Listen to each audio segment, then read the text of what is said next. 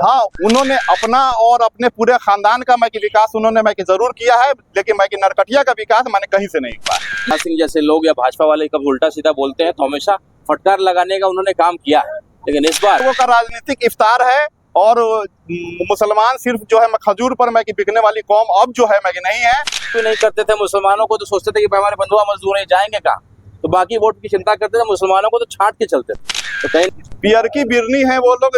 लेकिन अगर नहीं आते हैं तो हम 60 सीटों पे 60 से 70 सीटों पे हम चुनाव लड़ेंगे। जिसमें मैं देख रहा था नहर का मुद्दा हो या कई ऐसे मुद्दे जिसकी वो चर्चा सरकार की तेजगी उसके लिए है या बराबर? नहीं, हर साल हम लोगों की ओर से दावत इफ्तार होता है और इसका राजनीति से कोई लेना देना नहीं होता। ये सब हमारे चाहने वाले लोग हैं और ज्यादातर 12 नरकटिया के लोग हैं और सारे जाति और सारे बरुआज से हैं और ये सारे जाति के लोग, सारे धर्म का लोग, और हर साल लोगों की मोहब्बत धीरे धीरे बढ़ती जा रही है।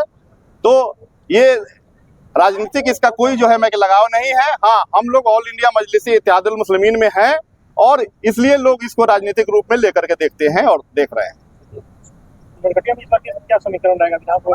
नरकटिया हम लोग सिर्फ लड़ेंगे ही नहीं, हम लोग फतह भी करने जा रहे हैं और चंपारण में अगर सबसे पहला कोई अगर रिजल्ट आएगा तो नरकटिया विधानसभा का आएगा। आज वक्फ बोर्ड का जीताराम मांझी बयान देते हैं, जितने खेती में रैली में आए सारे कटमुल्ला आए हैं। आज से कुछ दिन पहले योगी जी ने यही बयान देकर वो अपने ट्रोल में लगे थे। मगर ये लोग के अगर एज कम ज्यादा होने की वजह से लोग ऐसे बयान देते हैं या सत्ता में रहने के लिए बयान देते हैं? देखिए, ये लोग आरएसएस के कि मानसिकता वाले लोग हैं और आप लोग भी जानते हैं कि आरएसएस आजादी से पहले भी देश के लिए खतरा थी और आज भी खतरे के लिए क्या मुद्दा है सर इस बार? देखिए, 1 2 4 नहीं, सारा बदन है जख्मी, दर्द खुद परेशान है, कहाँ से उठूं। 1 2 नहीं, बहुत सारे ऐसे मसाइल हैं कि जो अब तक हल नहीं हुए और हम लोग लगातार उन मुद्दों को लेकर के लड़ते रहे हैं और क़यामत की सुबह तक हम लोग लड़ते आपकी रहे। पार्टी बीजेपी की बी टीम, सी टीम, डी टीम क्या है, इस पर क्या कहेंगे आप? बहुत सारे लोग बोलते हैं। देखिए, जिनको बोलना है वो लोग अपना बोलते रहें और जहां तक ए टीम और बी टीम की बात है तो वो लोग गठबंधन भी नहीं करते हैं, यानी और कि मुसलमानों का उन लोग को अपना वोट भी चाहिए और मुसलमानों के किसी भी मसाइल पर उनके जवान से एक वोट भी नहीं निकलता है। विधायक है राजद के सुदीप साहब मोदार कर रहे हैं कि क्षेत्र में काफी विकास किए हैं, लोग हमें चुनेंगे, इस पे क्या कहिएगा? हाँ, उन्होंने अपना और अपने पूरे खानदान का विकास उन्होंने जरूर किया है, लेकिन नरकटिया का विकास कहीं से नहीं हुआ है। इस बार बीजेपी के भी बड़े बड़े नेता इफ्तार पार्टियां दे रहे हैं, इस पर क्या कुछ कहना रहेगा आपका? उन लोगों का राजनीतिक इफ्तार है और मुसलमान सिर्फ खजूर पर बिकने वाली कौम अब नहीं है।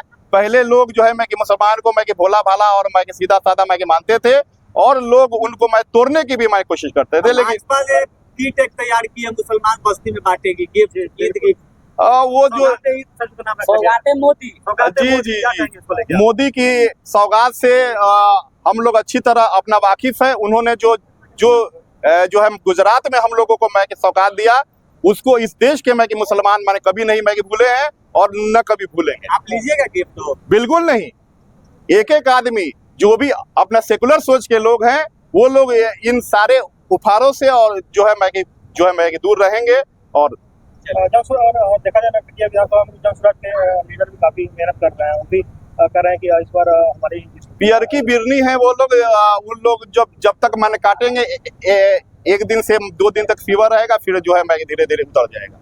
ज्यादा देर वो लोग रहने वाले आप लोग देख रहे हैं। बिना जाति बिना धर्म को देखे हुए जो लोग आपके हक के लिए 24 घंटा लब्बैक कह करके अपना खड़े वाले लोग हैं। हम लोगों को पूरी उम्मीद है कि इस बार यहाँ की जनता अच्छा फैसला लेगी और हक में फैसला लेगी। आपकी पार्टी से मुसलमानों की पार्टी है, क्या कहेंगे इसको लेकर? बहुत लोगों के सवाल होता है। नहीं, आप देख रहे हैं कि जहाँ हमारे भाई राणा रंजीत जी भी हैं और बिहार के ही नहीं इस देश के काफी मजबूत लीडरों में से है, तो यहीं पर उन लोग का समीकरण खत्म हो जाता है। क्या कहेंगे सर आप कुछ? डॉक्टर शमीउल साहब लगातार लोगों की सेवा में रहे हैं, अब राजनीतिक रूप से भी सेवा करने की इनकी इच्छा है और इसके लगातार मेहनत कर रहे हैं। लोकतंत्र की खूबसूरती है कि हर 5 साल में सरकारें, विधायक और चीजें बदलनी चाहिए। रेस में अकेले दौड़िएगा तो पता नहीं लगेगा आप कितना अच्छा दौड़ रहे हैं।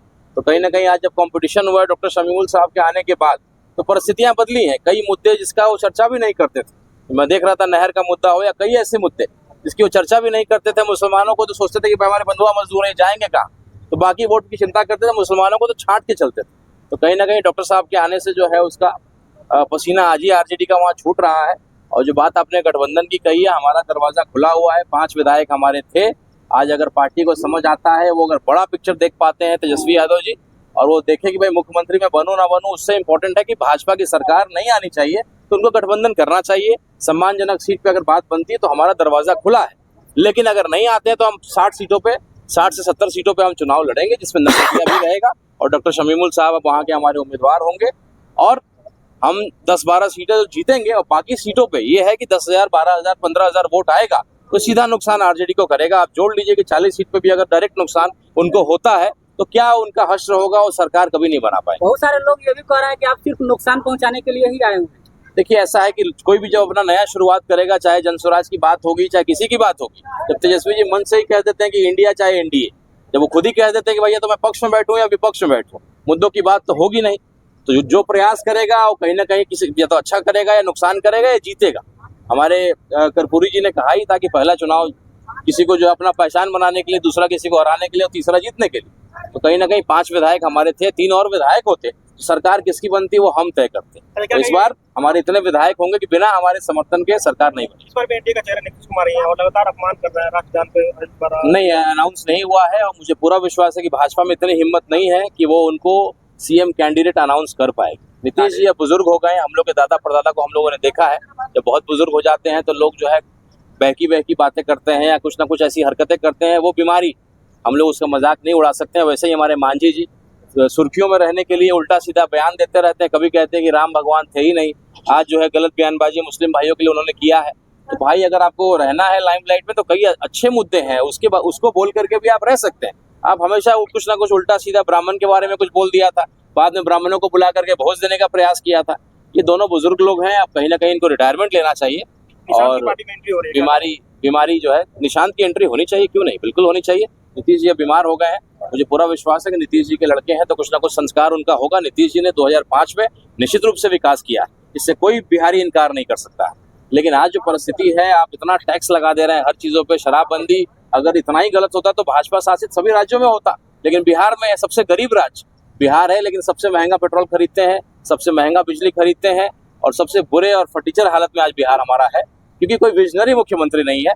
सत्ता परिवर्तन होने जा रहा है बिहार में, एक नई सरकार, एक ऊर्जावान सरकार आने जा रही है, और निश्चित रूप से बिहार जो अपने से बेहतर राज्यों के साथ तुलना करेगा, रेस में उनको देख करके दौड़ेगा, पीछे देख करके कि 2005 में क्या होता था, 2005 से पहले क्या होता था। ये बातें जो है बिहार में करते करते हम लोग सुनते सुनते थक गए। वक्फ बोर्ड के लेकर नीतीश कुमार का जो इफ्तार पार्टी उसको बहिष्कार हो रहा है, बिल्कुल होना ही चाहिए, वक्फ बोर्ड का बहिष्कार होना चाहिए। नीतीश जी को लेकर के हम लोग देखते हैं, मुस्लिम भाइयों के बीच में रहते हैं। मैं लोकसभा का चुनाव लड़ा, मैंने देखा कि शिवहर इलाके में कई मुस्लिम भाइयों ने उनको वोट दिया था, क्योंकि सेकुलर छवि उनकी है। निश्चित रूप से गिरिराज सिंह जैसे लोग या भाजपा वाले कब उल्टा सीधा बोलते हैं, तो हमेशा फटकार लगाने का उन्होंने काम किया है। लेकिन इस बार चूंकि बीमार हो गए हैं, अगर वो अपने सही हालात में होते तो निश्चित रूप से वक्फ बोर्ड के खिलाफ रहते, क्योंकि मुस्लिम का वोट उनको मिला है। आज वो जहां भी पहुंचे, मुसलमानों की अहम भूमिका रही है, लेकिन अब उनकी तबीयत ठीक नहीं है, और उनके अगल बगल के जो लोग हैं उनके अंदर अब भाजपा का आत्मा है। केवल शरीर जेडीयू में है, लेकिन आत्मा जो है भाजपा का हो चुका है, इसलिए उनको जो है बांध दिया गया है। कहीं ना कहीं वो अपना डिसीजन लेने में सक्षम नहीं है। जन स्वराज की सरकार बनेगी, कुछ अच्छी बात है, प्रशांत किशोर जी की सरकार बन जाए और नया बदलाव हो, लेकिन इतना आसान नहीं है बिहार में। उन्होंने 4 सीटों पे चुनाव लड़के देख लिया। एक कहावत है, बंद मुट्ठी लाठी खुल गई तो खाकी। और कहीं ना कहीं हड़बड़ाहट में जो बाई इलेक्शन उन्होंने लड़ा, उसका लेकर के थोड़ा खामियाजा हुआ है। पार्टी अच्छा कर रही है, प्रयास अच्छा है, लेकिन इतना आसान नहीं है बिहार में राजनीति इतने जल्दी कर लेंगे, सीधे सरकार ही बना लेंगे, ये संभव है। तो आपकी पार्टी का अलायंस नहीं होता है महागठबंधन के साथ, तो क्या थर्ड फ्रंट बनाने की? बिल्कुल, पिछले बार भी हमारा मायावती जी के साथ था, वो भूपेंद्र कुशवाहा जी हम लोग के साथ थे, जीडीए अलायंस था हमारा। और इस बार भी कई ऐसी पार्टियों से बात हो रही है। आप देखिए, जो एक लोग दाग लगाते थे कि एमआईएम केवल मुसलमानों की पार्टी है, तो ये बिल्कुल राणा रंजीत जब खड़ा है और आपके सामने बयान दे रहा है एमआईएम के पक्ष में, तो आपका जवाब आपको खुद मिल रहा है कि अब ये मुसलमानों की पार्टी नहीं रह गई है। मैं एक सियासी परिवार से आता हूँ, मेरे पिताजी इतने लंबे समय तक सियासत में रहे, मैं इस पार्टी के फ्यूचर को देखता हूँ। और एक बैरिस्टर जो असदुद्दीन ओवैसी साहब जिन्होंने लंदन से पढ़ाई किया है, प्रदेश अध्यक्ष अख्तरुल ईमान साहब जो ईमान के इतने पक्के हैं कि करोड़ों रुपए को लात मारा, मंत्री पद को लात मारा, और उन्होंने अपने जो है समर्पण ओवैसी साहब के खिलाफ समाज के प्रति जो उनका है उसको निभाने का उन्होंने काम किया। तो ऐसे लोगों के नेतृत्व में काम करना हम लोग के लिए सौभाग्य की बात है। क्या